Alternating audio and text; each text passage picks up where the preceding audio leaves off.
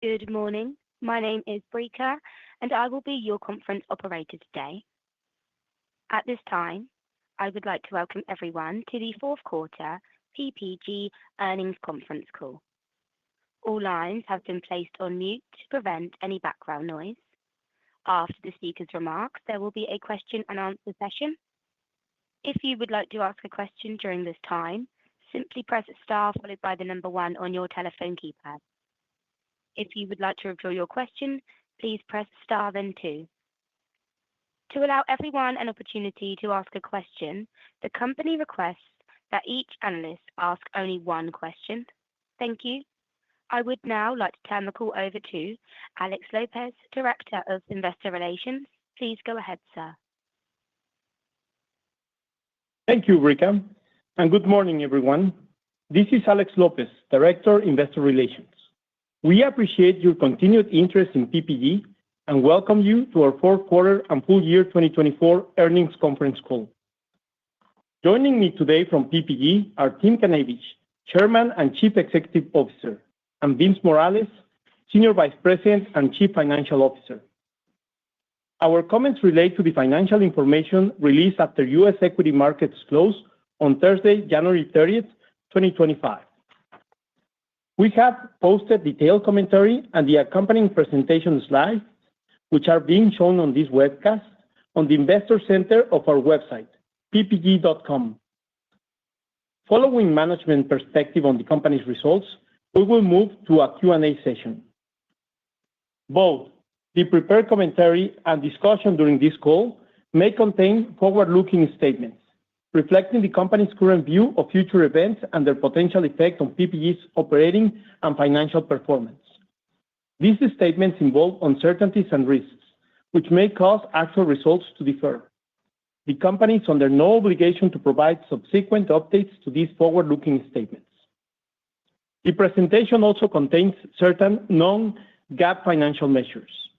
The company has provided in the appendix of the presentation materials, which are available on our website, reconciliations of these non-GAAP financial measures to the most directly comparable GAAP financial measures. For additional information, please refer to PPG's filing with the SEC. Now, let me introduce PPG Chairman and CEO, Tim Knavish. Thanks, Alex, and good morning, everyone. Welcome to our fourth quarter and full year 2024 earnings call. Before I start, I'd like to offer prayers and condolences to those who lost their lives in yesterday's terrible air collision in Washington, D.C. Our prayers are with their family, friends, loved ones. It's a terrible tragedy, and I hope and pray that none of you had any loved ones affected.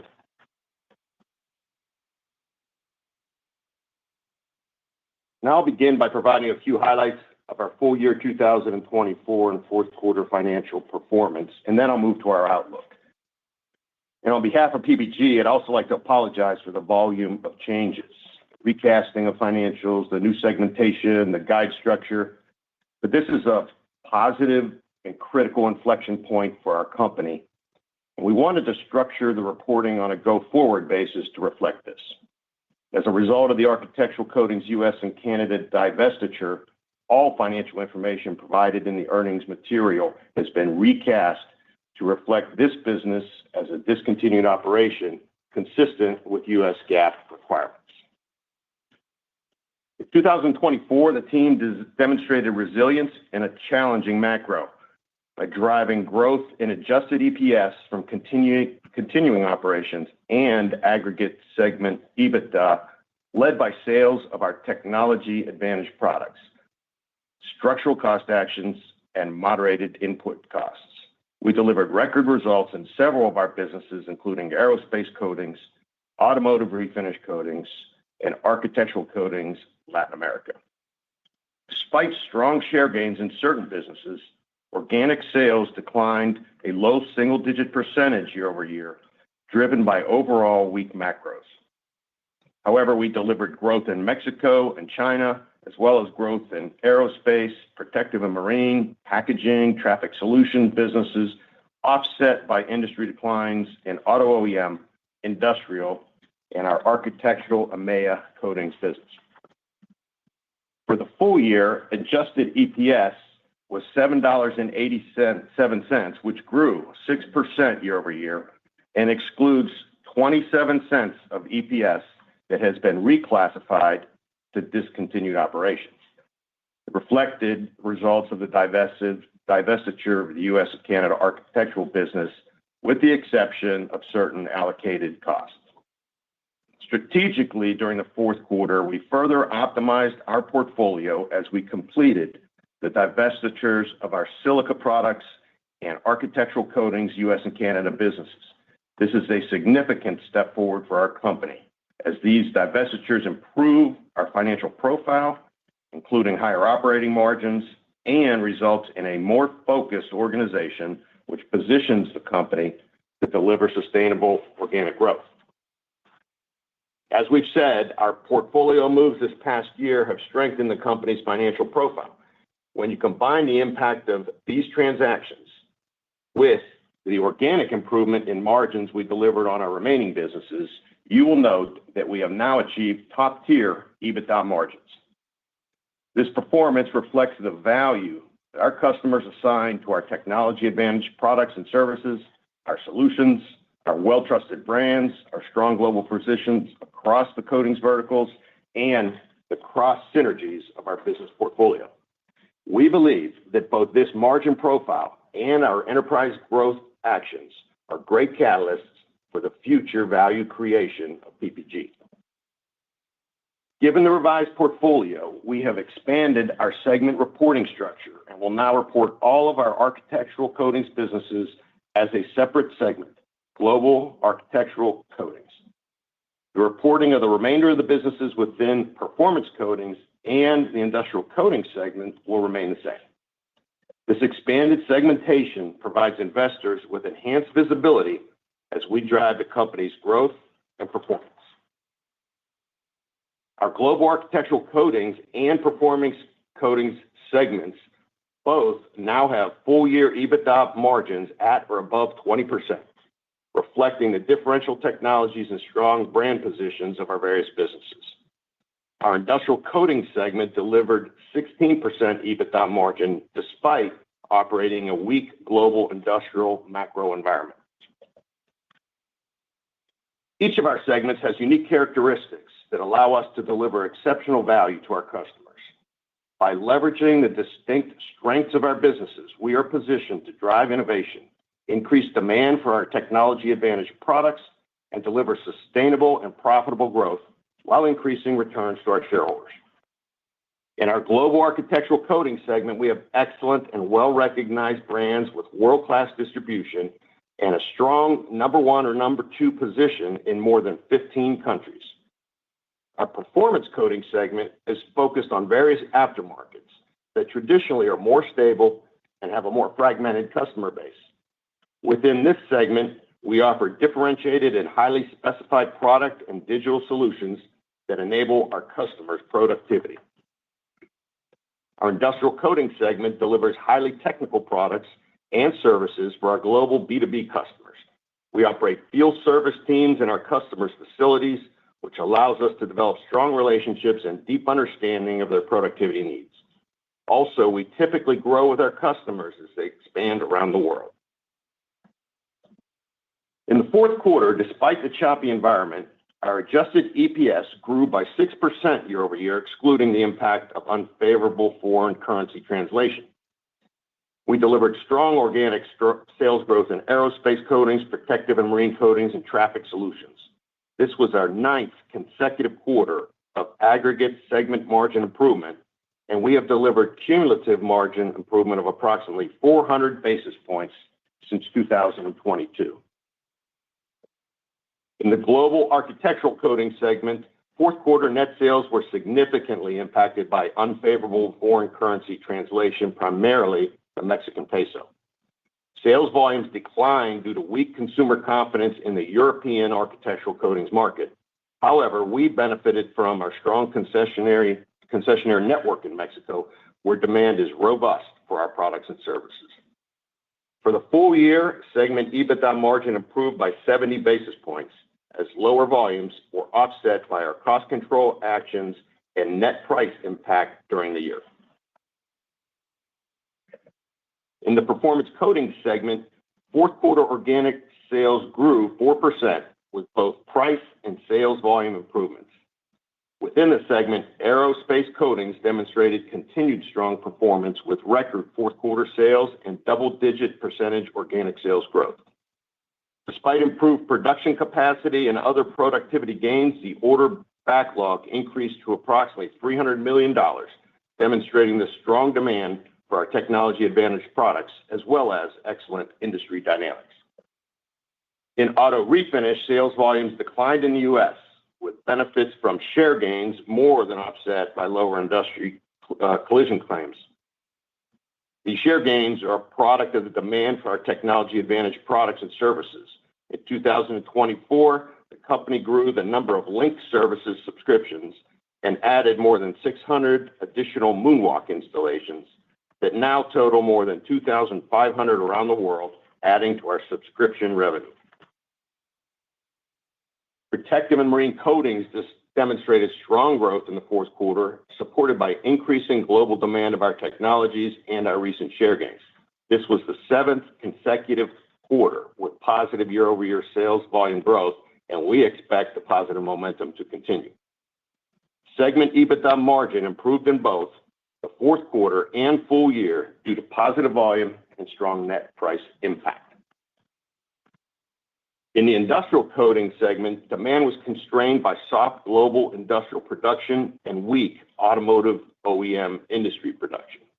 As expected and forecasted by industry consultants, auto OEM industry production was lower year-over-year in the U.S. and Europe. Our results followed that lower demand trend, and we were able to partially offset the decline in sales volumes with share gains in Latin America and China. Industrial production was also sluggish in Europe and the U.S., which resulted in lower year-over-year sales volume in the Industrial Coatings business. Sales volume declines in those regions were partially offset by strong growth in Latin America.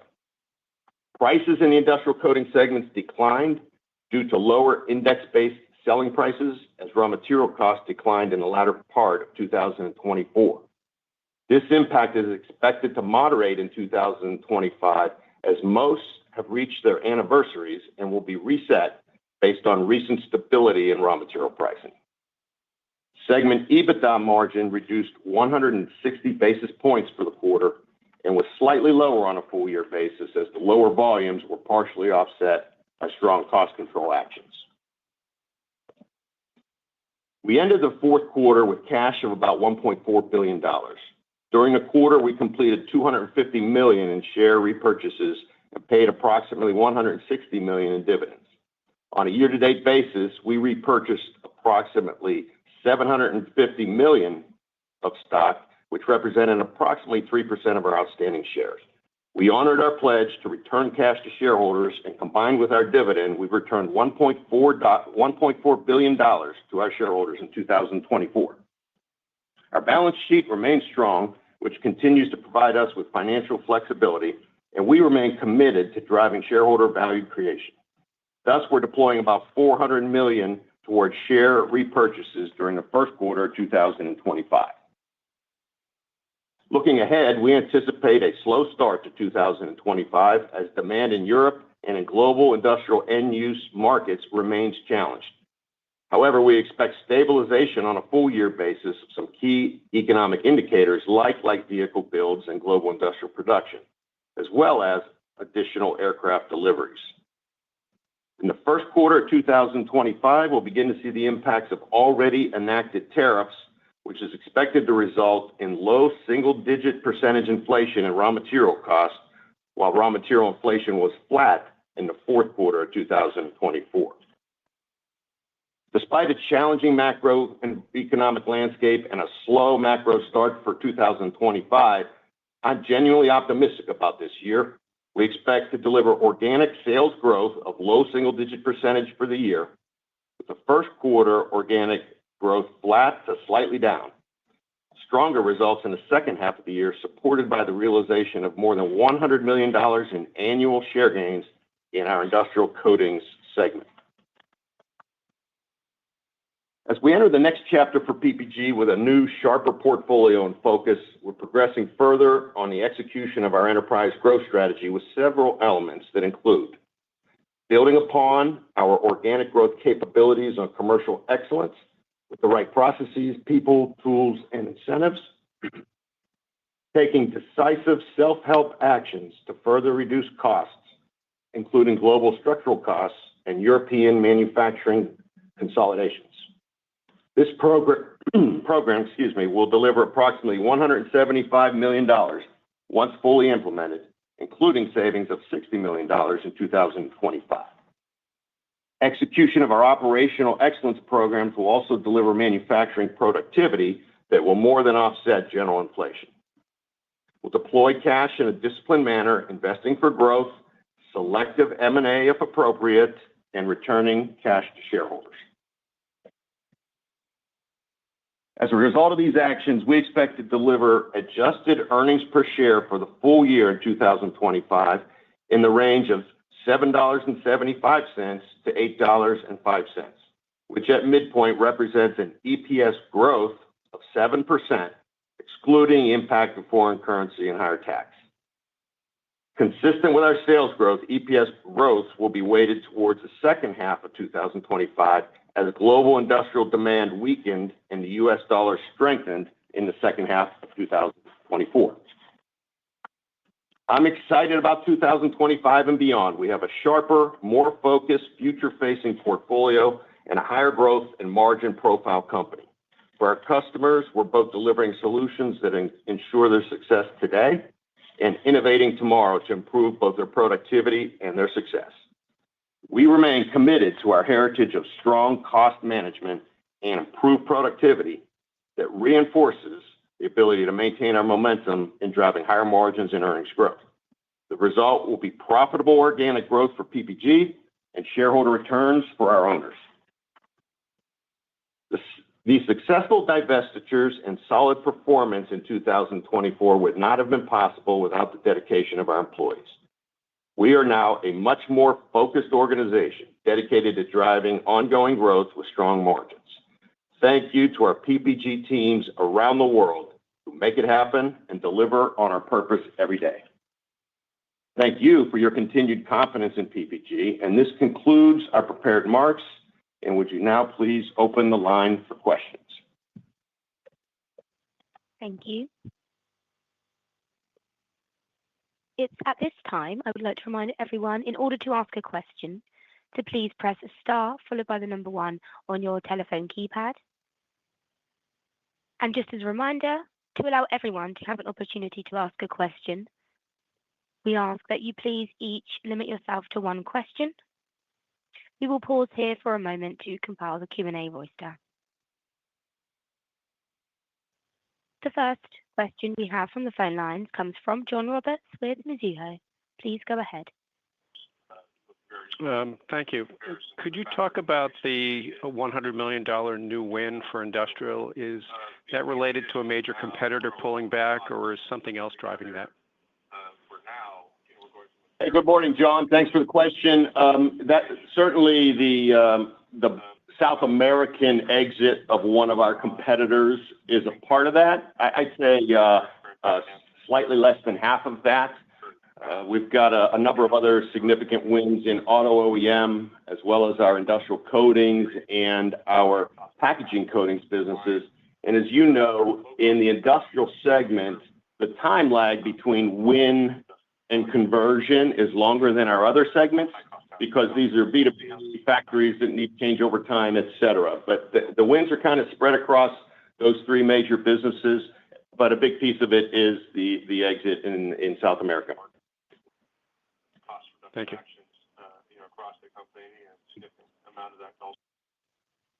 We now have Ghansham Panjabi with Baird. Please go ahead when you're ready. Thank you, operator. Hey, Tim, just giving you comments on the slight increase in raw material prices for 2025, due to tariffs and whatever else. Can you just give us more specifics on how are you adjusting pricing across the portfolio? to reduce the risk of any sort of price-cost mismatch as 2025 unfolds in context of all this uncertainty on tariffs? Sure, Ghansham. So what's in our guide for raw materials, which is basically up low single digits inflation throughout the year, is almost entirely based on the tariffs that have already been enacted in our basket, which is pretty much TiO2 and epoxies.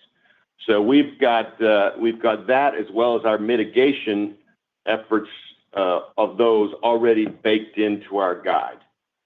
So what you'll see from a pricing standpoint is, I think Q1 will be flat-ish to slightly positive as some of our businesses are on traditional calendars as to when they raise prices, and that's scattered throughout the first few months of the year. In raw material pricing, index pricing on the industrial segment, we'll still have a little bit of carryover for the first quarter. But then for the full year, we're expecting positive pricing, low single-digit positive pricing for the company across the board. Now, we'll remain flexible and agile and do what we need to do if there's other tariffs or things we need to do from a competition standpoint to remain competitive in the market. But that's what's baked into our guide. And Ghansham, this is Vince. If you pull back to 50,000 feet and look at the supply chain, it's still a loose supply chain, still a buyer's market for coatings commodities beyond the tariffs. Got it. Thank you. Thank you. We now have David Begleiter with Deutsche Bank. Hi, it's David Huang here for Dave. I guess you're expecting full-year segment margins to be up 50 bips and down 150 bips in Q1. How do you expect margins to trend, I guess, from Q2 to Q4? Yeah, this is Vince. I'll start and I'll let Tim add some color. As we noted in our materials in Q1, and Tim just also noted, we have some raw material inflation around those enacted tariffs in Q1. Pricing's coming in throughout the quarter. We also expect a flat to low single-digit decline in volumes. And as you progress through the year, our volume performance gets better. So that's the differential between Q1 and full year in terms of the margin progression. Yeah, I would just add a little bit of color, particularly on the industrial coating segment. That's our most volume-sensitive segment at this point from a margin standpoint because of the leverage you get with a little uptick in margin. So as we have a very soft Q1, you'll see that look pretty much like Q4 with the volume kicking in the industrial segment more in the second half of the year.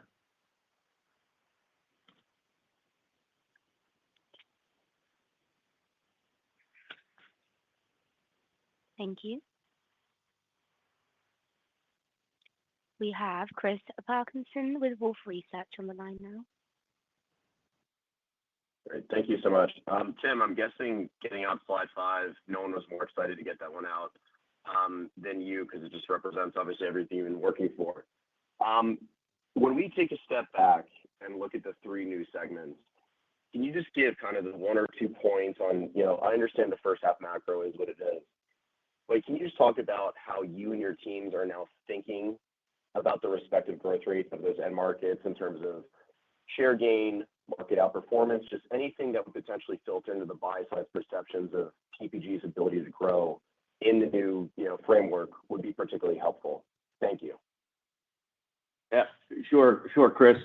So global architectural coatings, now that we have our business refined to where we've got positions where we got a really good, strong right to win in those countries, you could use housing, construction, GDP as kind of proxies for the base growth rate of the end markets. But then because the strength of our position, you can add incremental share gain on top of that.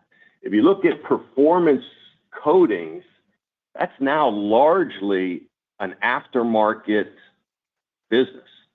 And that, the demand there is a lot more steady on average.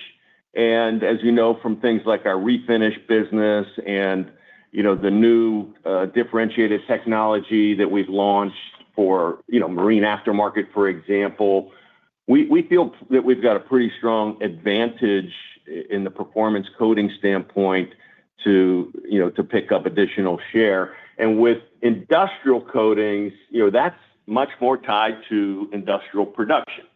So automotive, that's the easiest, we'll just follow the builds. Beyond that, we'll follow industrial production as the baseline market, and then share gains from our technologies on top of that. So that's how we think about those three different segments. Yeah, Chris, if I could just add a couple of bits of color here.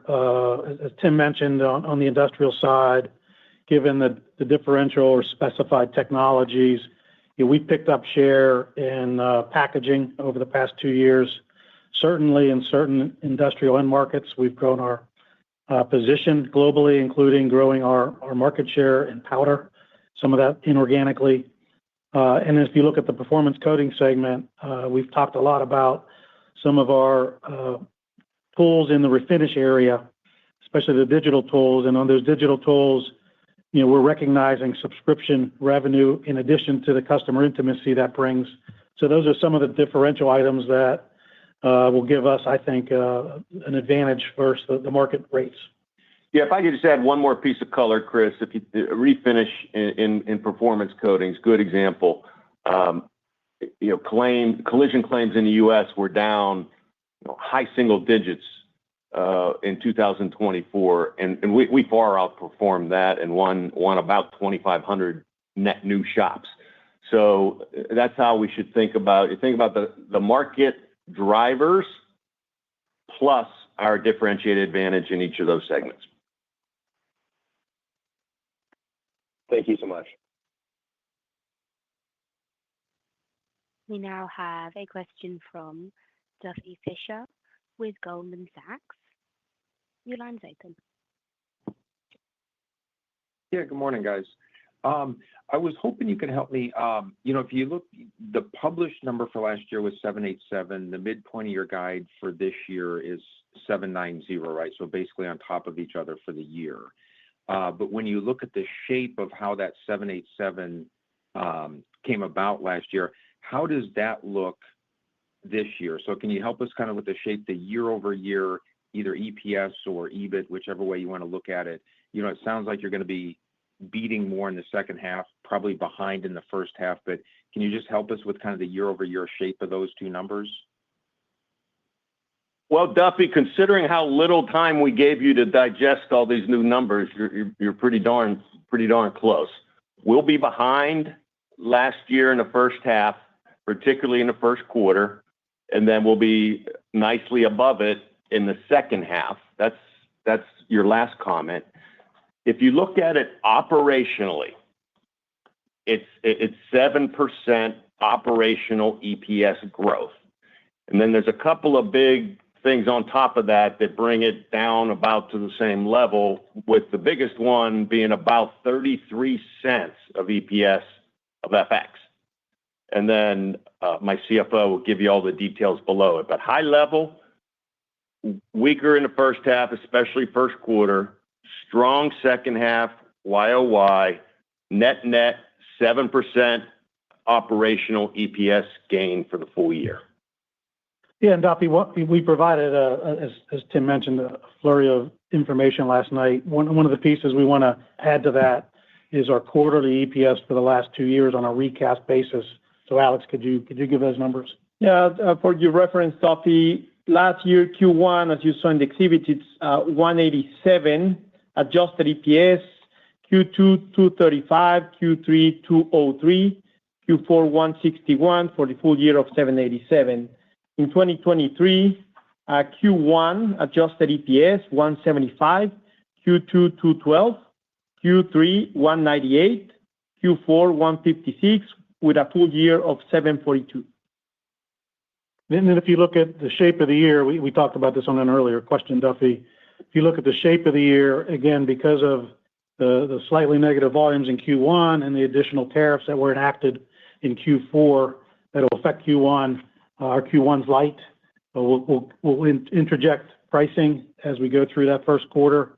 We'll see the volumes flatten and grow in the back half of the year. We'll also get some more restructuring benefit as we progress through the year. We talked about our self-help actions, and those will drive some cost benefit later in the year. Great. Thank you, guys. Thank you, Duffy. We now have Frank Mitsch with Fermium Research. Please go ahead. Hey, good morning. Russell or Justin? Who are you putting your money on, Frank? And I'll go the opposite. Good call. Good call. So the $400 million buyback in 1Q, I think, Vince, on the last call, you indicated that the sale of North American Architectural with all your moves to the cash, et cetera, would wind up being neutral or accretive on EPS. I'm curious if that's still the case. And in terms of the $400 million buyback in 1Q, that almost indicates that there's not much you're seeing right now on the M&A side of things, because one would have thought that you might keep your powder dry. Some of the coatings companies have indicated that that they are looking at portfolio moves and divestitures and so forth. So any comments in terms of uses of cash and when all is said and done with respect to the divestiture of North American Architectural, accretive, neutral, dilutive? Thank you. Yeah, Frank, this is Vince. I'll talk to you. I'll take the $400 million and the proceeds from the divestiture. We did receive those proceeds in late in the fourth quarter in 2024. They're not appearing in our cash flow statement we put out last night because we didn't put out a discontinued operations cash item, but they'll be in the 10-K when we file that. Certainly, we're putting those proceeds to work immediately as we committed to do in Q1, which again reflects that $400 million. And Tim, you want to take the M&A? Sure. So let me just be very clear. First of all, I think part of your question on the 400, was it accretive? And the answer is absolutely yes. But on the M&A, let me be very clear. Our strategy on M&A has not changed from what I told you all in May of 2023 when I first came into the job, that it's not the tip of the spear for us, and we're very focused on building an organic growth machine, but that we would still evaluate any targets because we believe there still is consolidation to happen in this industry, and there are some good assets out there that would add shareholder value. So that has not changed. And if you look, 2023, I told everybody we'd pay down debt. We did that early, and then we started buying back shares for the first time in a long time in Q4 of 23. 2024, I said if there was no targeted selective M&A, we'd buy back shares, and we bought back $750 million. As we come into this year, we're starting off Q1 buying shares. We fully expect to have another good cash generation year. So we've got good optionality, especially with where our leverage is right now. There are also a couple of assets coming to market or already on market. One of them, I've already said, does not fit our enterprise growth strategy, so not interested. One of them, the Brazilian asset, is an attractive asset. It's a good asset. It's a good fit to our strategy of either being a strong number one or strong number two. But we have to decide, we were not the only ones that would draw that conclusion. So we have to decide, right price, right time. We want to make sure that whatever we do, if we do anything on acquisitions, that it doesn't distract from building the organic growth machine. But if we do want to take a look at that asset or any of the other assets that may come, is it the best use of our shareholders' cash? Because right now, we believe our stock's undervalued, and we're generating cash, and so we can deliver returns by buying back shares. So it all comes down right asset, right time so as to not distract the organization. And finally, of course, right price. Is it the best use of the cash? Terrific. Thanks so much. Thank you. Your next question comes from Stephen Byrne with Bank of America. Please go ahead. Yes, thank you. So, Tim, if your end markets normalized and now you have three segments with more transparency and you've divested the slower growth businesses and you focus on share gains, et cetera, what do you target as a sustainable earnings growth rate down the road here? And what do you think it needs to get to move you out of a 15 multiple? Yeah, hey, Steve. I'll be consistent with what I've been saying in my first 2+ years now is that as we start to deliver on each of our commitments, this is a 8 to 12% EPS growth company. And where it falls in that range is dependent on macros. If you look at 2025, operationally, we're going to be a 7, which compared to the macros that are in front of everybody right now is I think a pretty robust number.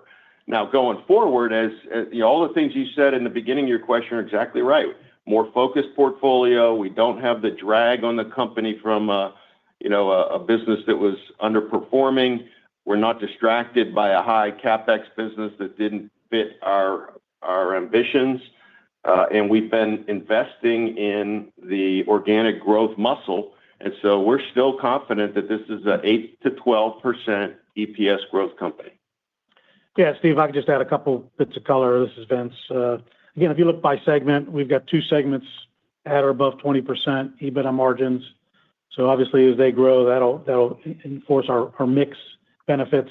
The industrial segment, which we've been in a 2-year industrial recession globally. So we think that business and that segment by itself is hopefully close to trough or at trough in terms of volumes. And as Tim mentioned earlier, that's our most volume sensitive segment. So as we see any volume return there, it should come at enhanced incrementals and get back to a differential EBITDA margin on a go-forward basis. Thank you. Thank you. Your next question comes from Kevin McCarthy with VRP. Yes, thank you, and good morning, everyone. Tim, I think you mentioned that in the first quarter, you would expect volume to be flat to down. My question would be, how do you expect volume to trend through the balance of the year, and how much of the implied improvement in the progression relates to potential macro uplift, getting out of this 2-year industrial recession that we've been in, and how much relates to company-specific controllables, such as the 100 million share pickup that John asked about in industrial. Maybe you can kind of parse that out and give us a sense of your level of confidence in restoring volume growth here and what that balance looks like. Thank you. Yeah, hey, Kevin. So, the first quarter, will be a challenge, as we've said multiple times, and you just reinforced. So we're expecting negative volume, similar trend to what we saw in Q4. You'll then start to see it flat-ish to positive, low single digits. And we expect that then certainly for the rest of the year, low to mid-single digits as we get in the second half. All in, what we are expecting is positive volume on a full-year basis at about low single digits. Now, as far as the breakdown of the components, we are not, in none of the segments, are we excluding a hockey stick kind of recovery. We're expecting stabilization, frankly. Stabilization in, if you look at Europe, for example, stabilization in European architectural demand, stabilization in refinish, but we're not expecting recovery, frankly, in Europe. Auto builds, IHS has them essentially flat for the year. So it's not like we've got this big hope and prayer build into that. It's about stabilization in the end markets, plus the 100 million or so share gains in the industrial segments, and then the ongoing share gains that we have in some of our key performance coatings and global architectural coatings. But, those are a lot of singles as opposed to, triples and home runs that you get on the industrial side. So all in, we're expecting the year to be positive volume in the low single digits, negative in Q1, and then ramping up from there. Yeah, Kevin, this is Vince. I'll add a couple points of color about Q1. We did have a very strong Q1 in 2024, especially in China, high single-digit growth in China. So we're comping against that. We also had double-digit growth in a couple businesses, including packaging. So some of the Q1 year-over-year comp is related to just to hard comparables. And again, as Tim mentioned, the trend line in our industrial business really just continuing the second half of 2024. We saw activity globally decline in the second half. So as we anniversary that in the first half of 2025, again, we're not expecting significant hockey stick in the back half. Thank you both. Thank you. We now have the next question from Michael Sisson with Wells Fargo. Please go ahead when you're ready. Hey, guys, thanks. For performance coatings and industrial coatings, when you look at the business units within that, are they all, are the businesses in there the ones that you want to run, similar to U.S. architecture, you exited that, or there are businesses you want to exit? Just maybe give us your thoughts on why, what's left or what's in performance coating industrial coatings can support, your goal of growing, I think you said 8 to 12% longer term for PPG. Yeah. Hey, Mike, it's Tim. We don't have any additional divestitures in our recipe right now. Every business has to earn its right to stay in a portfolio on a longer term basis. But as we sit here today, there's no other divestiture announcements coming out. We like our portfolio. We believe we've got strong position, strong right to win in all of the businesses that we have. Performance coatings, frankly, it's crushed it. We've got a really strong position in all those businesses. Aerospace, you've heard about refinish, you've heard about PMC, 7 straight quarters of growth. We've now got our traffic business pruned to where we've got a really strong position in North America, and it's performing. So, and it's this business or that segment's almost all aftermarket. So we're really happy with that portfolio. If you look at industrial, those businesses are high technology businesses, which is right in our wheelhouse. And you might look at the margin today and say, oh, well, it's not up to snuff with the other two segments. But as Vince mentioned, we're delivering 16+% EBITDA at, frankly, the trough with a lot of volume leverage to come as things recover. And a lot of our self-help is directed at that segment as well. Also, as we start to anniversary that index pricing, that stabilizes, and we'll have opportunistic opportunities there. All in, Mike, I think it's slide 4. The actions we took moved us up 220 bips, top tier now in EBITDA margin. So we're really like the blend of businesses we have with upside given where we are from a macro standpoint. Right. Thank you. Thank you. Your next question comes from Patrick Cunningham with Citigroup. Hi, good morning. On the architectural coatings EMEA business, demand seems to be weak on consumer confidence. You experienced demand declines in all regions, but said you had some growth in Eastern and Central Europe. Is that mostly a price impact? Are you making some share gains here? And what do you see as some of the catalysts to get consumer confidence off the bottom here? I know you're not calling for a hockey stick recovery, but just wondering what gives you some confidence that we can be stable here. Yeah.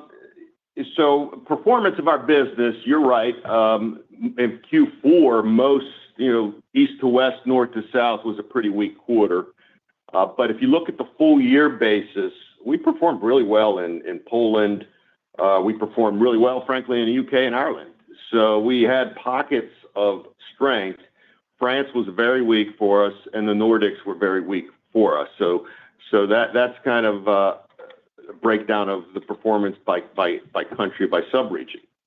From your statement about how is the outperformance being driven, share or price, it's both. This team has done an outstanding job for the last decade of pricing appropriately to offset input costs, pricing appropriately on our differentiated products, and then pricing at the street fighting level when we need to win shelf space.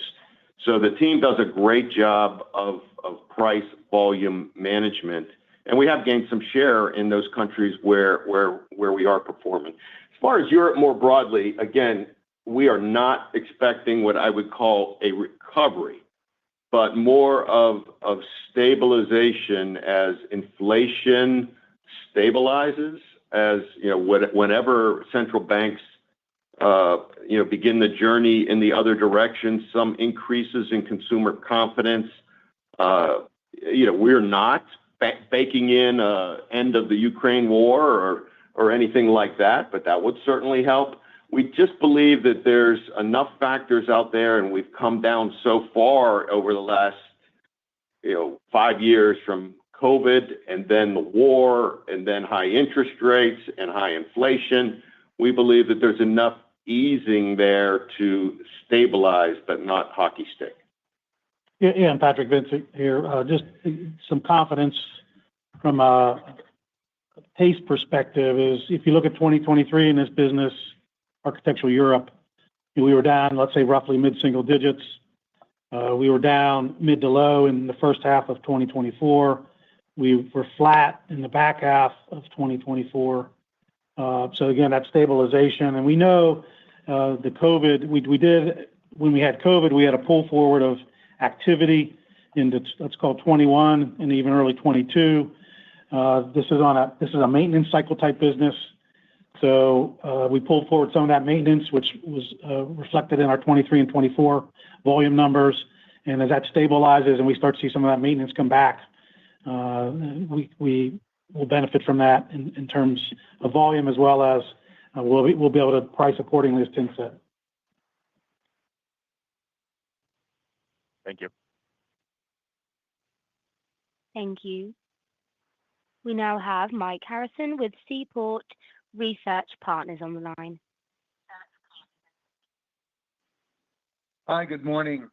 I wanted to go into a little more detail about 3 different regions or countries that you've mentioned so far. First is Latin America, where it sounds like architectural and industrial are pretty solid.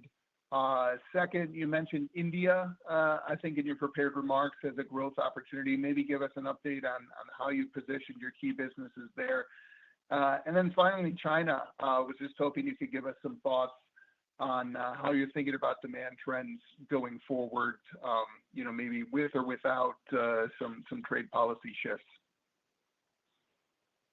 Yeah, sure. So LATAM has been and continues to be, a rock star performer for us. Some of the stronger GDPs in the world, and we're outperforming the GDPs. I just came back from our concessionaire meeting, which the owners of our 5,200 stores across Mexico, and their sellout is just fantastic, and they're bullish going forward.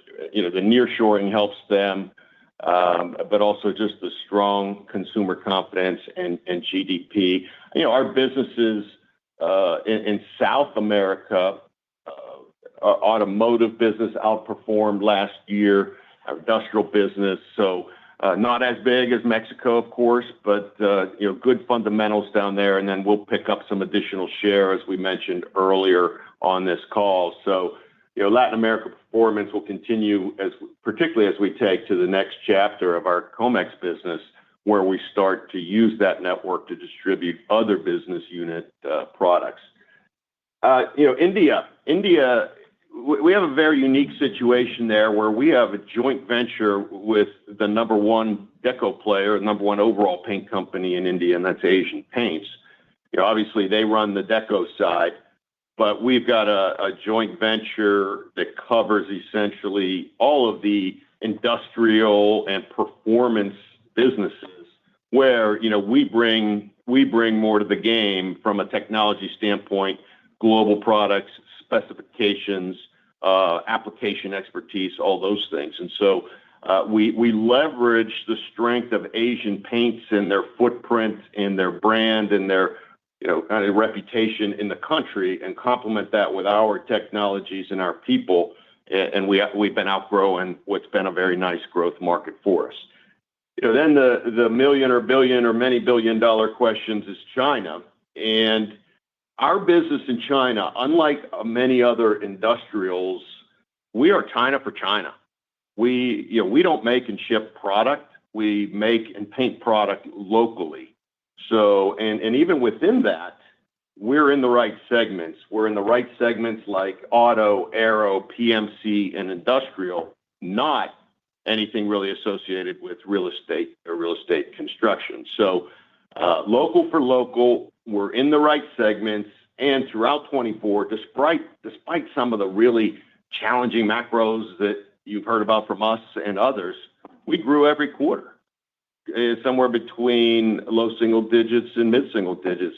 And so it's definitely not the China of a decade ago where you had high single digits, low double digits kind of growth. But we're very pleased with the progression of China once we had to reprogram ourselves to think of a elongated recovery as opposed to a hockey stick recovery. But that elongated recovery has another benefit for us in that it really helps to drive the supply-demand equation on raw materials in our favor. Because it's elongated, it keeps that supply situation on a favorable side for buyers.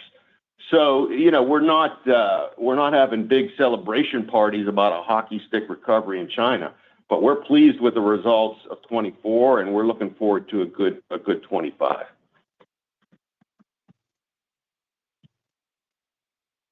Very helpful. Thanks.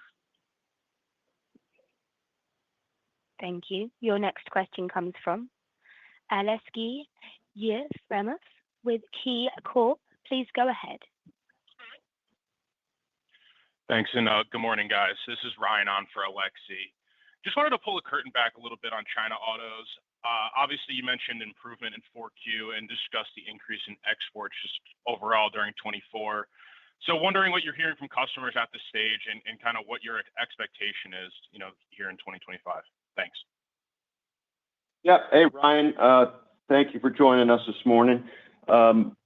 Here's one of the more exciting data points for us in our China auto business is that China, first of all, remember, China produces approximately 1 out of every 3 cars manufactured in the world.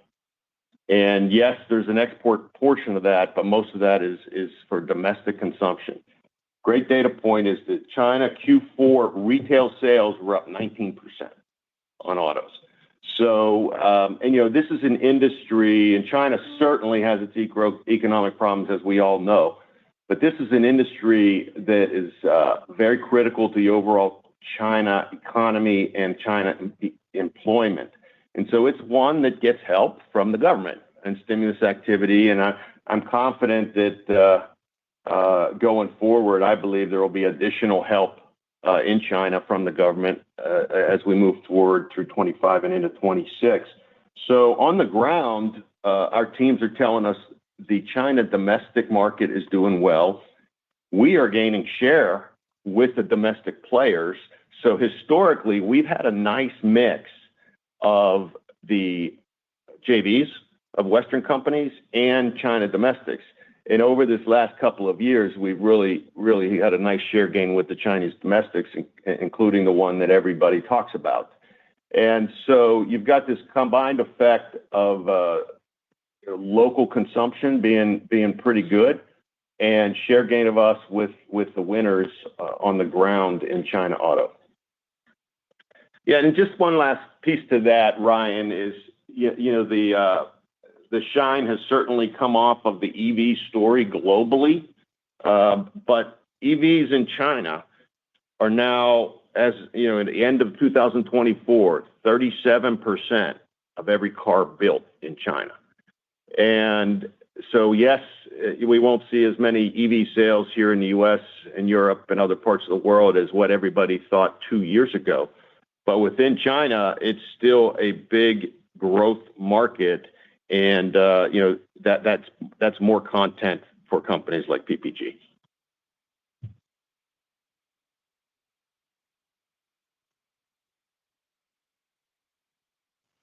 Thank you. We now have John McNulty with BMO Capital Markets. Yeah, good morning. Just a quick question on Comex. Just given how you've broadened it out in terms of the platform, can you help us to think about how much of the product that they're selling is tied to Mexico for Mexico versus export? And just to give us a little bit of color on potential tariff risk around that potential platform.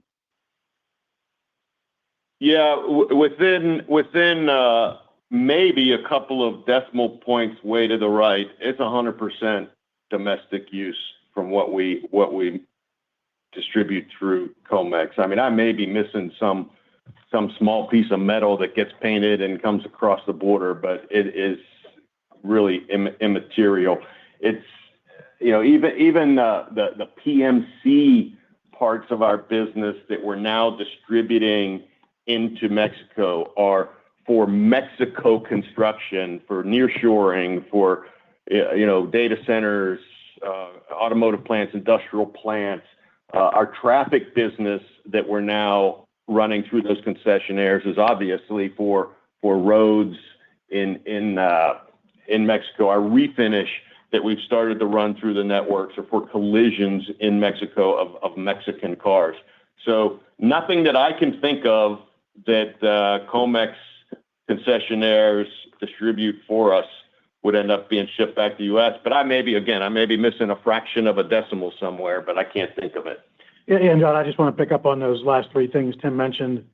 We started an active program, and the concessionaires are pulling through product, in the middle of 24, and it'll grow. One of our growth engines in 25 is more through that world-class distribution network. I think we talked about it on the third quarter call, and that includes, again, protective coatings, really around the amount of capital infrastructure being built in Mexico due to nearshoring. Our traffic solutions products are world-class, and we're now pushing those through the concessionaire network. Same with refinish. We have 5,200 distribution points. So that refinish product, these are all growth platforms for us in 25 and frankly beyond. Got it. Appreciate the color. Thank you. We have the next question from Stephen Haynes with Morgan Stanley. Hey, good morning. Thanks for squeezing me in here.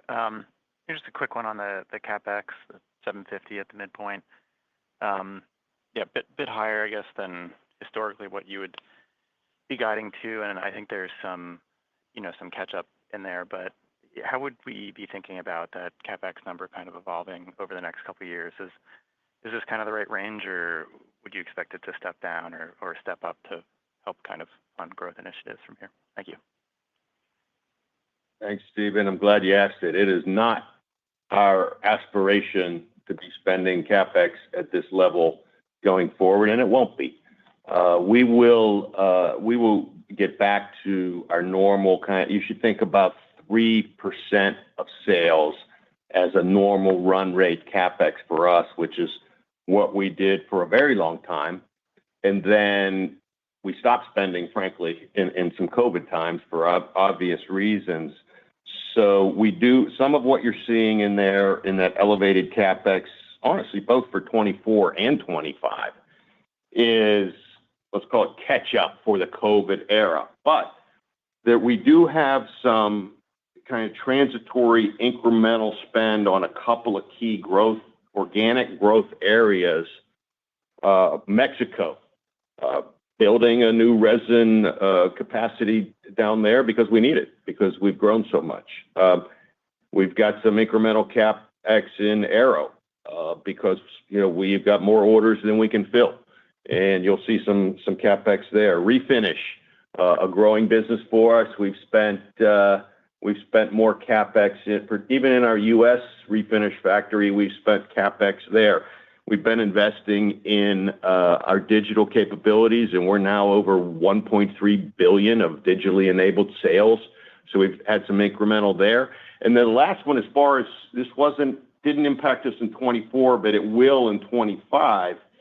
As part of our self-help program, we're exiting some surplus capacity that we have in some higher cost regions, particularly Europe. And as you go from, say, 3 factories down to 1 in a particular sub-region, we've got to spend some CapEx at the 1 to get it ready to receive the volume coming from the other 2. So thank you for the question, because it's not a number, it's a red number for us, but we believe it's good use of shareholder money, 1, to catch up for what we didn't spend for a couple of years, and 2, to drive organic growth and margin as we move forward. Great. Thank you. Thank you. Your next question comes from Laurent Favre with BNP Paribas. Sorry, my questions have been answered, so thanks and have a great day. Thank you. We now have Lawrence Alexander with Jefferies. Hi, this is Dan Rizzo from Lawrence. Thanks for fitting me in. If we think about the newly kind of formed architectural segment, how should we think about incremental margins in a recovery and how it compares to industrial and performance? Yeah, so as a recovery, we'll get some good leverage, and maybe Vince can try to estimate the quantification of it, but we'll get some good leverage, particularly in Europe, right? Because our business, Global Architectural, is almost all Mexico and Europe now, right? We have a very small presence in China, almost negligible, and a decent number 2 position in Australia, but relative to the other 2, it's quite small. So let's talk Europe. We will get fairly significant incremental leverage with not volume uptick, just volume stabilization, because of the self-help and pricing that we've done over the last couple of years. Just a stabilization of volume we would view as a win, and then of course any uptick we would get great leverage on. On the Mexico side, really it would just be the approximation of the gross margin dropping to the bottom line, because we're pretty well utilized down there. So there's not a tremendous amount of fixed cost leverage. It's mostly just the variable margin dropping to the bottom line.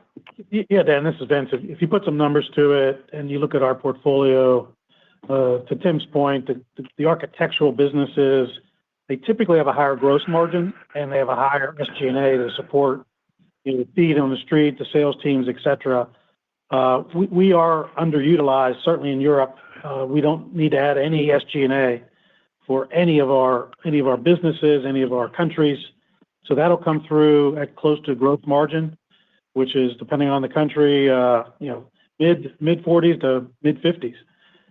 In Mexico, as Tim said, we are sold out, so we do have to add some commensurate cost, but most of the cost is borne by the concessionaires on their dime and they get the growth for that. So again, we're talking high incrementals relative to the company average.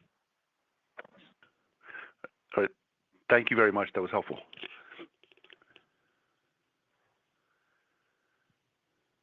Thank you. Your next question comes from Josh Spector with UBS.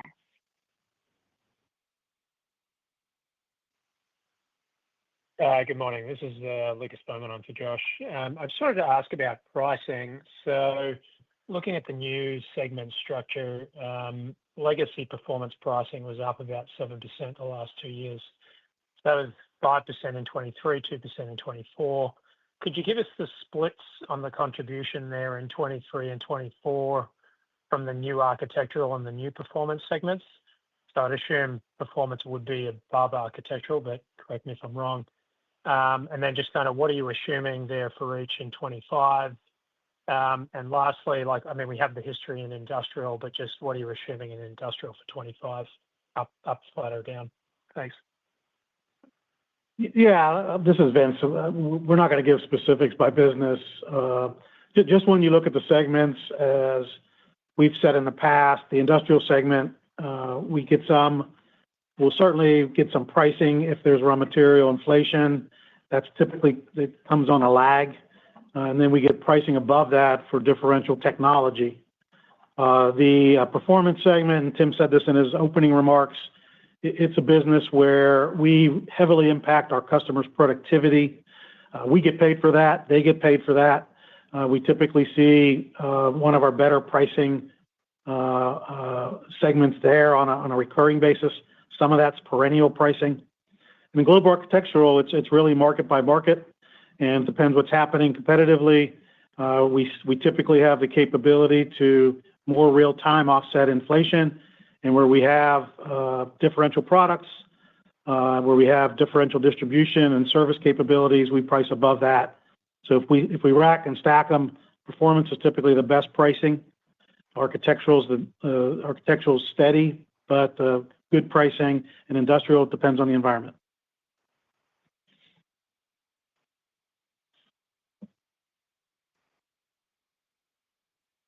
Thank you. The final question on the line, unless you would like to ask, and that is star one, is Arun Viswanathan with RBC. Thanks for taking my question. I guess I get a couple questions. So if you go back over the last couple of years, I think we've often thought that maybe low single-digit organic growth was in the cards, but then we have kind of seen a lot of volatility in the form of inflation and interest rates and many of the things you mentioned. So as you look into 25, I know you're guiding to a softer first half, and a lot of that is reflected in your outlook. What would you say are some risks that you do see in front of you?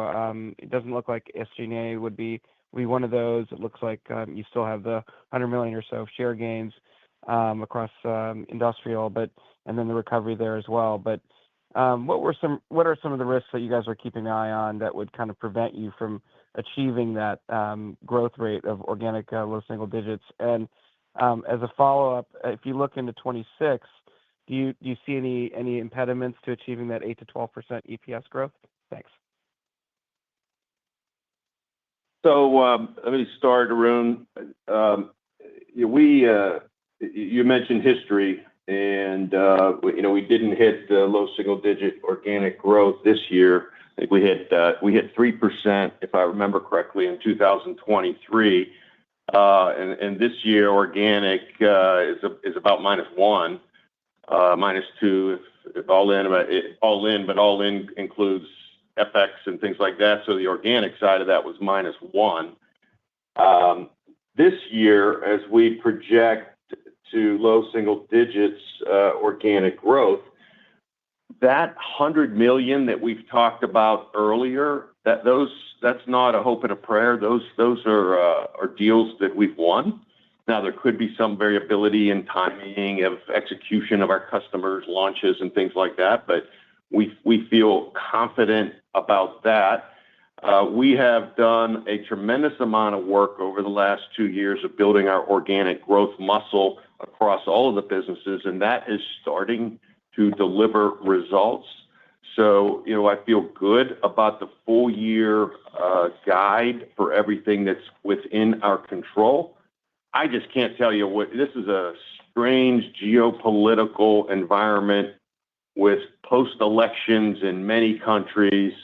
We have really good plans and contingency plans for what we can do in the event of various scenarios. But at the end of the day, those would be the risks to achieving both 25 and 26. What's going to happen with all of the potential stressors between the United States and other countries in Europe. But, with everything we know today, we are committed to our full year guide, and we feel good about what we have in our commercial and launch pipeline. Thanks. Thank you. That does conclude the question and answer session, and I will now turn it back over to Alex Lopez. Thank you, Rika, and thank you everyone for joining us this morning. We appreciate your interest and confidence in PPG. This concludes our fourth quarter earnings call. Thank you. This does conclude today's call. You may now disconnect.